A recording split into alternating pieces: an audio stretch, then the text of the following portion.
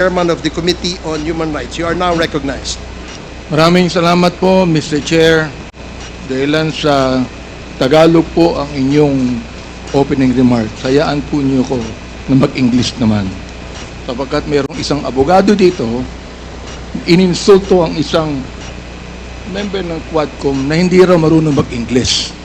Gusto ko pong sabihin sa abogadong yan na ako po ay marunong mag-English. Baka mas marunong pa ako sa kanya mag-English. Ito po ang opening remarks ko sa ating Senior Deputy Speaker, sa ating Deputy Speaker, sa aking mga co-chairs, ladies and gentlemen, colleagues, at mga kababayan. Today marks a significant development in our ongoing inquiry. Gusto ko yung abogado natin na nang insulto dito sa isang member natin dito, makinig na mabuti at i-correct niya ang English ko kung kinakailangan. For the first time, former President Rodrigo Duterte will appear before this committee to answer questions posed by his members. I would like to begin by thanking him for his presence. Thank you, Mr. President, for coming here. Rest assured po that Congress recognizes your role as our former president, and we will extend to you the respect that the position deserves. Maraming salamat po. Respect, but not deference, Mr. Chairman. However, my friends, colleagues, let me draw a clear line here. While we should be respectful, we cannot be differential. Mga kababayan, watching today with us, it is important to stress that respect and deference are two different things. It is vital that we, as representatives of the people, remember that distinction, because our ultimate allegiance is not to any one individual, no matter how high their office. We answer to a power greater than any president. We answer to the Filipino people and to God. As Scripture reminds us in Romans 10:3, and I quote, "Since they did not know the righteousness of God and sought to establish their own, they did not submit to God's righteousness." Our fidelity belongs to the Lord alone.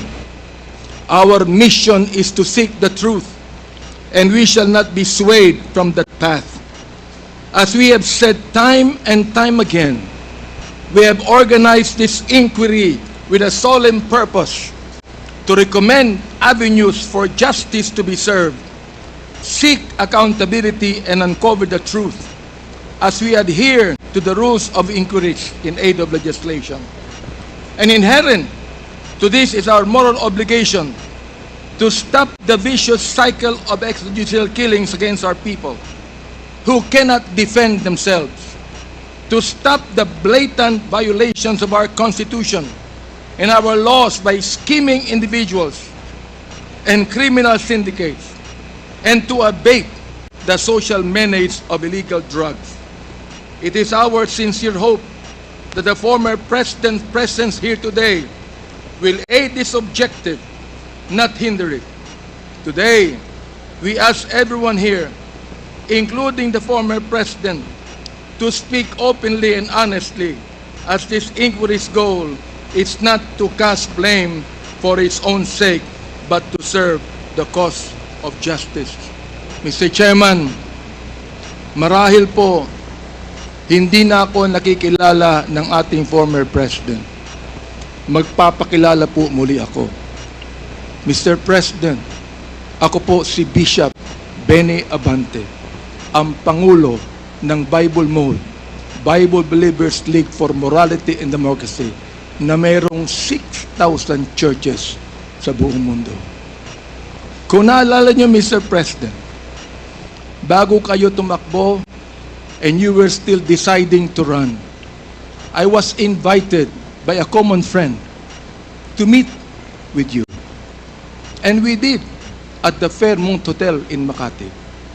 I hope that you would remember that.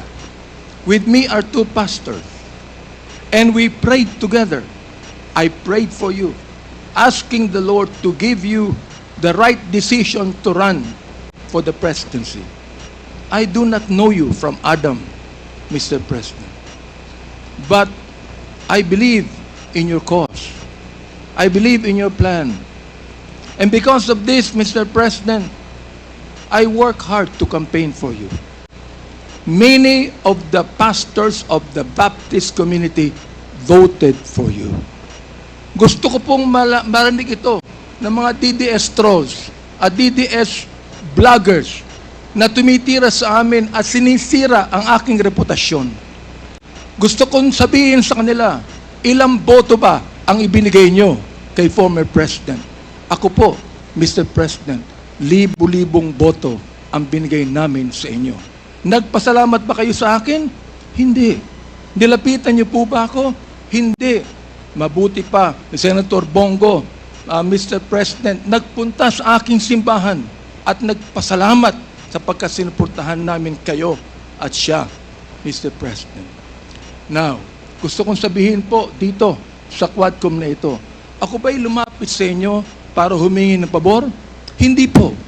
Ako ba'y lumapit sa inyo para magrekomenda ng justice, magrekomenda ng general, magrekomenda ng cabinet secretary? Hindi po. Hindi ako nagpunta ng Malacanang nung kayo nanunungkulan sa loob ng 6 na taon. Isang beses lang. Ako po ay nagsabi kay Senator Bongo, kung maaari na makapag-usap po tayo. Pumayag po siya. At nag-usap po tayo, if you would remember that, Mr. President. Nag-usap tayo confidentially. Ano pong ginawa ko? Binuksan ko po ang Biblia. Ipinakita ko sa inyo na walang ibang tagapagligtas kundi ang Panginoong Kristo. Ipinakita ko sa inyo ang maaaring magbago ng buhay natin, walang iba kundi ang ating Panginoon. Sinabi ko sa inyo ang nakalagay sa John 3:16, For God so loved the world, that He gave His only begotten Son, that whosoever believeth in Him should not perish, but have everlasting life. Binantayan ko ang inyong panunungkulan. Nakita ko na maganda ang plano nyo. Nakita ko po, Mr. Chair, na ayaw ng Pangulo na itong bansang Pilipinas mahulog sa kamay ng mga drug lords at drug traffickers. Maraming salamat po sa inyo. Nagsimula kayo ng war on drugs. Kami mga kapastoran, believe po sa inyo, sa inyong ginawa. Sabi nyo, 6 months lang, kaya nyong tapusin ang war on drugs na ito. Inabot po kayo ng 6 na taon. Hanggang ngayon, meron po tayong war on drugs. Hindi po namin nakalain, Mr. President, na sa war on drugs na yan, mamamatay ang more than 30,000, Mr. President. Hindi ko akalain na more than 7,000 na mga drug pushers ang mamamatay sa kamay ng mga kapulisan at sa kamay ng mga riding in tandem. At sinabi po ng ating ibang kapulisan, at gusto kong sabihin, hindi po lahat ng kapulisan, sapagkat ang karamihan po ng ating kapulisan, mga mabuting tao, at nais protektahan ang bansang ito. Pero, ang ilang mga pulis pumatay po. At dito nag-testify ang ilan na merong reward system na inyong itinanggi nung kayo ay nag-testify under oath doon sa Senado. Ngayon po, bilang bishop po ng Bible Mode, hindi ko akalain na kinakailangan pumatay tayo ng more than 30,000 people para masugpo po ang drugs sa atin. Aba, Mr. Chair, talo pa natin ang Mexico. Sapagkat ng Mexico, nakita ko wala pang 10,000 namatay. Talo pa natin ng Colombia.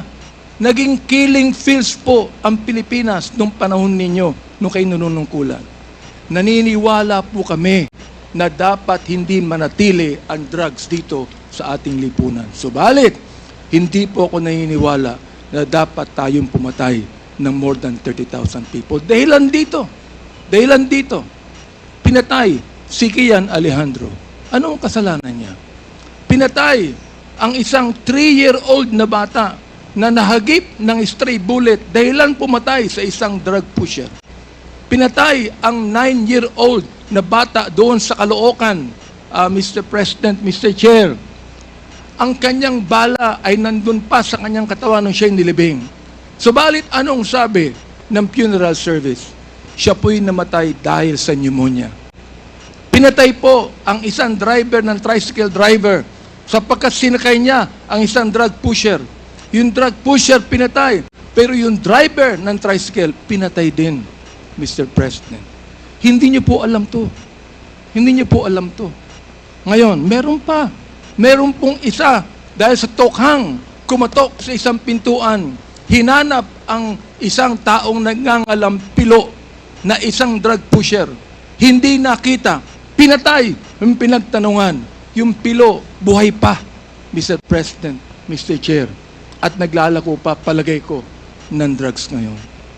Hindi ko po maintindihan to. Hindi ko po maunawaan kung bakit ganon. Samantalang sinuportahan kayo ng maraming pastor ng Baptist community. Ang ilang mga kapastoran po nandito. At ilang mga pastor namin nanonood ngayon at pinapakinggan ang aking tinig, Mr. Chair. Ako po ay binabas araw-araw ng mga bashers ng DDS troll, ng DDS vloggers. Minumura itong taong ito. Sinisira ang aking reputasyon. Minumura po ako ng katulad ng inyong pagmumura, Mr. President.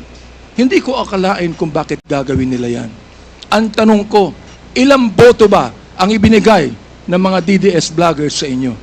Gusto kong sabihin sa inyo, I can testify on this, na libu-libong boto ang nakuha nyo sa Baptist community at hindi ako humiling ng anumang pabor sa inyo, Mr. President. In fact, kung naalala nyo, Mr. President, sinabi ko kay Senator Bongo na nais kitang imbitahan sa aming selebrasyon ng National Baptist Day, Mr. President.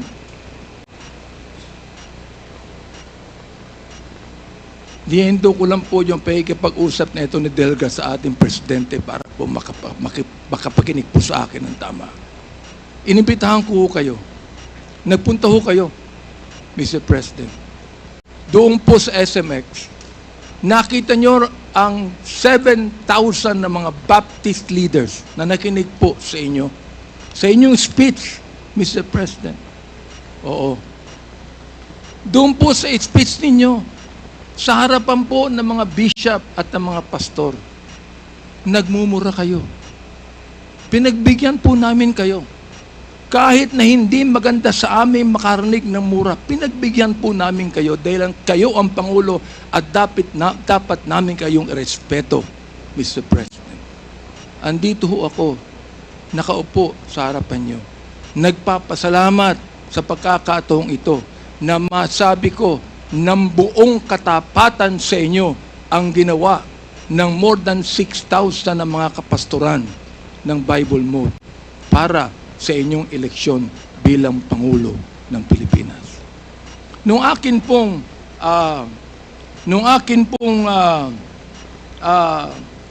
nag-file ako ng bill, Mr. President, yung pong tinatawag nating Republic Act 11897, an act declaring the second Thursday of January of every year as special working holiday to be known as National Baptist Day. Sinuportahan po ito ng lahat ng mga congressman. Sinuportahan po ito ng lahat ng mga senador. Okay. At nilagay po sa inyong opisina. Pinirmahan nyo ba ang bill na yan? Hindi po. Naging batas yan because it lapsed into law after 30 days. Pero, okay lang po sa amin yun. Okay lang po sa amin yun. Yun na lang siguro ang maaaring pasalamat ninyo, Mr. President, sa amin. Bilang pagboto namin sa inyo ng mga libo-libo mga Baptist leaders at Baptist members sa buong kapuluan. Hanggang ngayon, nirerespeto po kayo ng aming kapastoran. Hanggang ngayon, pati yung kapastoran po namin sa Mindanao, ginagalang kayo. Marami kami pastor sa Davao na ginagalang po kayo. Bakit po? Sapagkat kayo ay naging Pangulo ng Pilipinas. Ang kahilingan lang po namin dito, Mr. President, habang kayo po ay kinakausap namin ngayong umaga, ang kahilingan lang po namin dito, ay sana po naman respetuhin po ninyo ang Quadcom hearing na ito sa pamamagitan ng hindi paggamit ng mga vulgar words, Mr. President. Sapagkat gusto kong sabihin sa inyo bilang warning na kapag kayo po ay nagmura sa Quadcom hearing na ito, I will make a point of order on you. Meron po akong batayan na batas sa tinatawag po nating disturbance of proceedings. Gusto kong basahin doon po sa Psalms 109, 17 to 18 and 28. Hindi ko alam kung naniniwala kayo sa Diyos. Hindi ko alam kung naniniwala kayo sa Biblia. Samantalang sa isang pagkakataon, tinawag niyo ang Diyos na stupid, Mr. President. Tinanggap po namin yan sapagkat kayo'y Pangulo. Oo. At nagpapasalamat ako. Hanggang ngayon po, buhay pa kayo.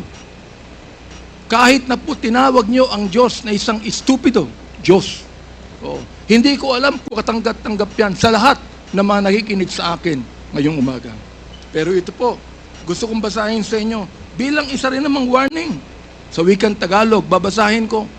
Sapagkat iniisip niya, ang manumpa, ang magsabi ng masama, kaya darating niyaon sa kanya, sapagkat hindi siya nalugod sa pagpapala, kaya't malayo yaon sa kanya. Dahil binihisan niya ang sarili niya ng pagsabi ng masama o pagsumpa na gaya ng kanyang sariling damit, yaoy papasok sa kanyang kalooban na gaya ng tubig at gaya ng langit sa kanyang mga buto. Hayaang sumumpa sila. Hayaang sila ay magmura. Ngunit magpala ka.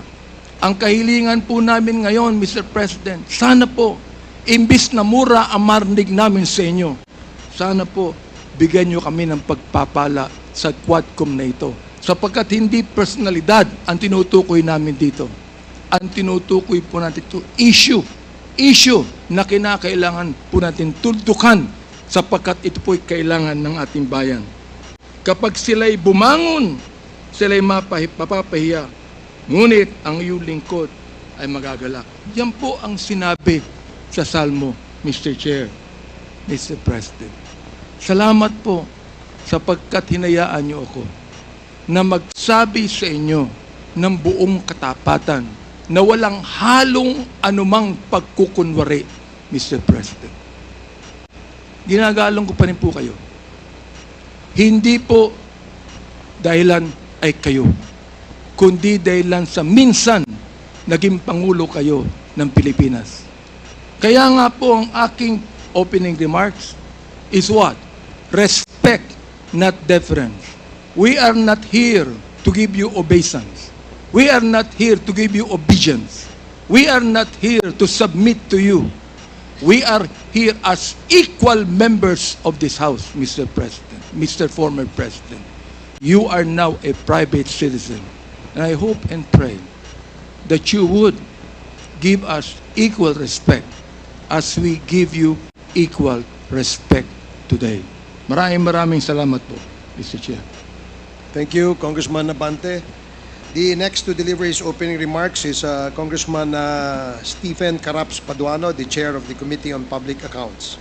You're recognized. Thank you, Mr. Chairman.